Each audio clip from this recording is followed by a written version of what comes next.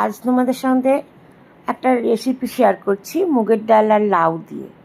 মুগের ডাল দিয়ে লাউ দিয়ে তো তোমরা সবাই করো, মানে ডাল হিসেবে রান্না করো।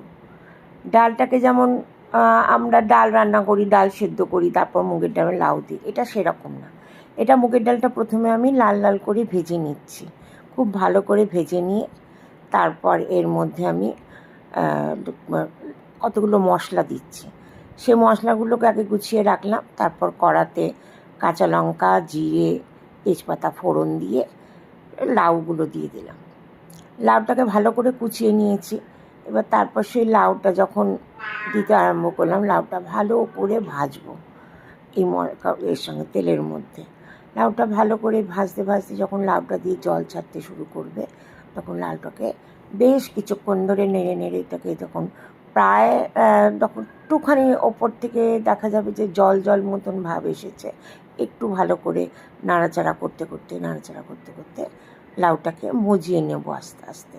যতক্ষণে লাউটা ওটা ভালো করে মাজাতে মাঝে যখন জল বেশ ভালো মতো ভেতর থেকে একটু আধটু করে ঢাকা চাপা দেবো, মাঝে মাঝে একটু গ্যাসটাকে জোর করব, একটু কম করব, আবার বেশি করব, এইভাবে লাউটাকে নরম করতে থাকবো। খুন্তি দিয়ে চেপে চেপে দেবো, লাউটা বেশ ভালো নরম হয়ে যাবে।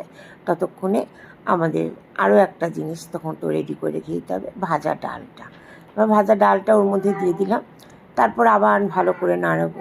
এই সময় কিন্তু ডালটা দিলে ডালটা পুরো গলে যাবে না, কিন্তু ডালটা লাউয়ের সঙ্গে নাড়াচাড়া করতে থাকবে, ডালটা লাউয়ের জলে সেদ্ধ হতে থাকবে। মানে যেভাবে ডাল হয়, আমরা ডাল খাই সেরকম না, একটু আধ সেদ্ধ মতো ডালটা হয়ে যাবে লাউয়ের সঙ্গে। আর তার মধ্যে তখন আমি এই যে মশলাগুলো দেখিয়েছিলাম, ধনে, হলুদ, লঙ্কা, নুন আর একটু জিরে, সব মশলাগুলো তখন ওর মধ্যে ছেড়ে দেবো, দিয়ে নাড়তে থাকবো। খুব ভালো করে কষাতে কষাতে যখন দেখবে যে তেল ছাড়তে শুরু করবে আস্তে আস্তে, তখন একটুখানি চিনিও দিয়ে দেবো ওর মধ্যে। চিনিটা দেওয়ার পরে যে ভালো করে দেখে নেব স্বাদটা, এবং তারপর স্বাদটা দেখার পর দেখে নেব খুব সুন্দর হয়।